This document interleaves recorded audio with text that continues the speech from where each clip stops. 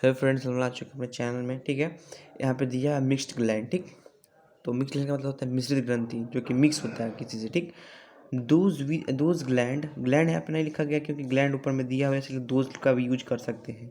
यदि इसको लिख कर यहाँ पे लिख कर, ठीक है, यहाँ पे लिख दीजिएगा, ऐसे लिख सकते हो तो वो भी होता है। ठीक है, यदि आप इसको नहीं लेके दोज ग्लैंड लिखिएगा तो भी सही है। Those which is endocrine as well as exocrine which means ductless and ductful. ऐसे ग्लैंड जिसके पास क्या हो, वो क्या हो, एंडोक्राइन भी हो, एक्सोक्राइन भी हो, मतलब कि वो ब्लड स्ट्रीम में भी अपना सेक्रेशन करते हो, और ये बोल तो ब्लड स्ट्रीम में सेक्रेशन करते हैं हार्मोन का, और ये डक्ट में सेक्रेशन करते हैं किसका, एंजाइम्स का। तो वो कितने प्रकार के होते हैं, तो यहाँ पे दिया गया है types of mixed 3 types, pancreas, testis, ovary. ठीक, आपको मेनली पेनक्रियास का पढ़ाया जाएगा, ना कि टेस्टिस ओवरी का, क्योंकि समझाया जाएगा, पढ़ाया इसी को जाएगा, क्योंकि टेस्टिस और ओवरी का उतना रोल नहीं होता जितना पेनक्रियाज का होता है मिक्स्ड ग्लैंड में। टेस्टिस जो होता है आपका, देखिए पेनक्रियाज को हम लोग डिटेल जिसमें लिखे हुए हैं उसके बाद में समझाएंगे, पहले ओवरी और टेस्टिस को फ्लो में समझा दे। ठीक, तो टेस्टिस क्या होता है, तो टेस्टिस जो होता है आपको टेस्टिकल्स भी बोल सकते हैं, इसको टेस्टिस भी बोलता है, बोला जा सकता है। ठीक है, तो टेस्टिस जो होते हैं वो क्या करते हैं, तो स्पर्म को रिलीज करते हैं, जो कहाँ होते हैं, स्पर्म क्या होता है, डक्ट में होता है। कौन सा, तो स्पर्म डक्ट में होता है, जिसका नाम एक और है आपका, क्या नाम उसका, तो उसका नाम है आपका वैस डिफरेंस। उसका क्या नाम है, वैस डिफरेंस। ठीक, वैस डिफरेंस में क्या होता है, टेस्टिस क्या करता है, ये बोले तो स्पर्म का रिलीजिंग करता है, उसमें क्या करता है, टेस्टिस स्पर्म कहाँ किया रिलीज, डक्ट में। तो ये क्या क्या डक्टलेस हो गया, तो डक्टफुल हो गया, डक्टलेस, और डक्टलेस होगा वो टेस्टोस्टेरॉन जब वो रिलीज करेगा किसमें, ब्लड स्ट्रीम में। उनको पता है टेस्टोस्टेरॉन ब्लड स्ट्रीम में क्या, ब्लड स्ट्रीम में रिलीज होता है, और टेस्ट जो स्पर्म होता है वो कहाँ रिलीज होता है, वो उसको होता है, वो रिलीज होता है आपका कहाँ होता है, वो डक्ट में होता है, जिसका नाम है आपका ये स्पर्म डक्ट और जो वैस डिफरेंस। ठीक, अब ओवरी में आइए, देखिए ओवरी आपको पढ़ाया गया, वो ओवरी 2 तरह की हार्मोन रिलीज करते हैं, लेकिन 2 तरह के नहीं, 3 तरह के हार्मोन रिलीज करते हैं। और ये क्या सेक्रेट भी करता है, और किस तरह क्या, और ये करता है, मतलब कि डक्ट में क्या चीज़ के रिलीजिंग करता है, और ये क्या सेक्रेट करता है, कौन से हार्मोन। देखिए ओवरी जो क्या करेगा, ओवा मतलब एग का क्या करेगा, ये प्रोडक्शन करेगा, जो कि कहाँ होगा, डक्ट में होगा। कौन से, तो फेलोपियन डक्ट, फेलोपियन ट्यूब और ओवी डक्ट। ये इसमें क्या करेगा, ये एग को रिलीज करेगा। ठीक, ये करेगा आपका एग को रिलीज करेगा, तो ये एग को रिलीज करेगा आपका डक्ट में, एग को रिलीज करेगा डक्ट में। और यहाँ पे 3 तरह के आते हैं, इसके जो होते हैं 3 तरह के हार्मोन्स होते हैं। फर्स्ट आप पढ़े होंगे ओएस्ट्रोजन। ओएस्ट्रोजन जो आपका क्या करता है, बॉडी के मतलब कि सेकेंडरी सेक्सुअल कैरेक्टर्स लाने का काम ओएस्ट्रोजन करता है। प्रोजेस्टेरोन जो कि हेल्प करता है किस में, मेमोरी ग्लैंड को ये बनाने में, और उसके बाद में ये हेल्प करता है प्रेगनेंसी के वक्त। और जो कि आपका लास्ट है आपका आता है, वो आता है आपका रिलैक्सिन हार्मोन। क्या आता है, रिलैक्सिन हार्मोन। देखिए आप जानते होंगे बच्चा 2 तरह से होता है, एक सर्जरी के दौरान और एक नॉर्मल।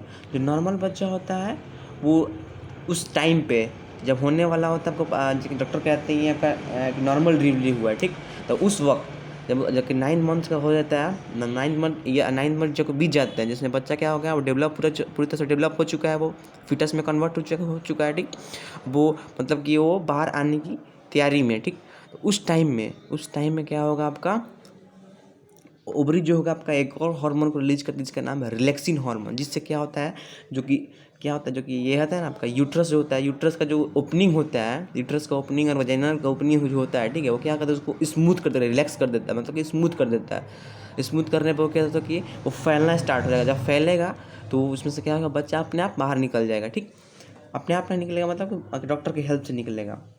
तो क्या हुआ, रिलैक्सिंग हार्मोन का रिलीजिंग हुआ। ठीक, रिलैक्सिंग हार्मोन बहुत इंपॉर्टेंट है। और कुछ ऐसा डॉक्टर भी होते हैं जो कि रिलैक्सिंग हार्मोन को ख़त्म करने के लिए एंटीडॉट्स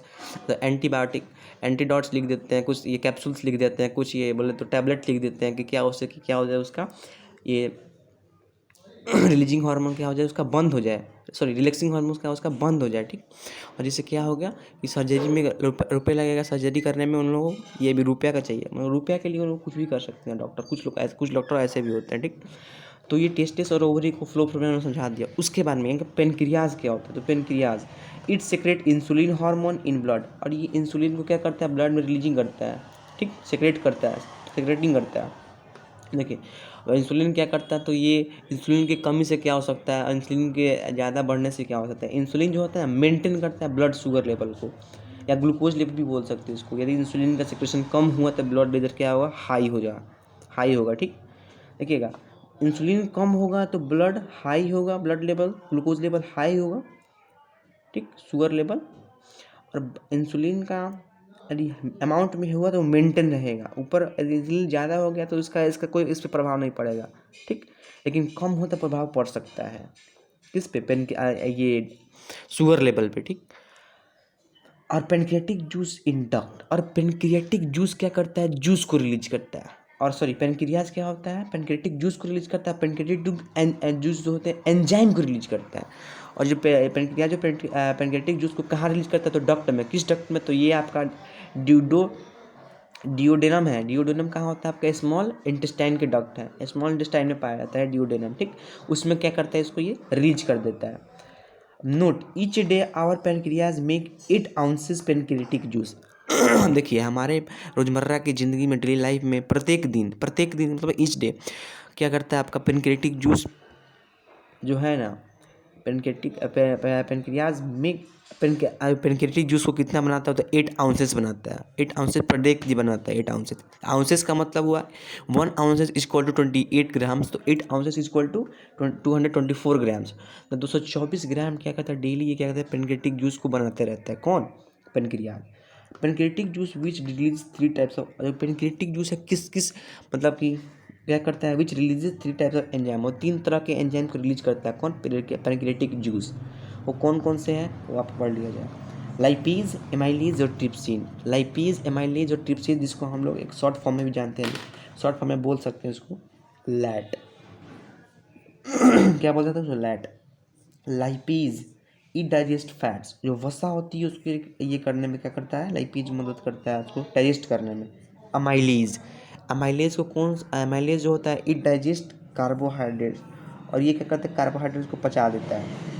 ट्रिप्सिन, इट डाइजेस्ट प्रोटीन, क्या करता है, ये प्रोटीन को मतलब पचाने का काम करता है। देखिएगा, ये ट्रिप्सिन और पेप्सिन, TRYPSIN, ट्रिप्सिन एंड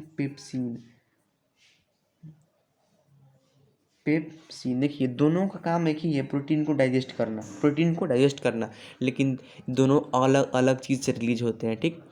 देखिए, पेनक्रियाटिक जूस से कौन आती होता है, ट्रिप्सिन, याद रखिएगा, पेनक्रियाटिक जूस जब भी रिलीज करेगा तो ट्रिप्सिन को करेगा।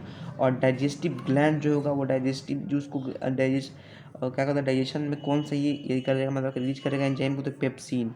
दोनों का क्या काम है, डाइजेस्टिव ग्लैंड और पेनक्रियाटिक जूस अलग अलग होते हैं। डाइजेस्टिव ग्लैंड जो करेगा वो पेप्सिन को करेगा, ठीक। और पेनक्रियाटिक जूस जो होगा वो ट्रिप्सिन को करेगा, दोनों का काम एक ही है, प्रोटीन को क्या करना, वो डाइजेस्ट कर जाना, ठीक। तो हमारा पूरा लेसन कंप्लीट हुआ किसका, ग्लैंड के बारे में। ग्लैंड के बारे में पूरा क्या हुआ आपका, ख़त्म हुआ। इसमें हम लोगों ने हार्मोन भी पढ़े हैं और ग्लैंड भी पढ़े हैं, तो ग्लैंड हार्मोन दोनों ख़त्म होते हुए, और ये वीडियो यहीं पे समाप्त होता है, और धन्यवाद।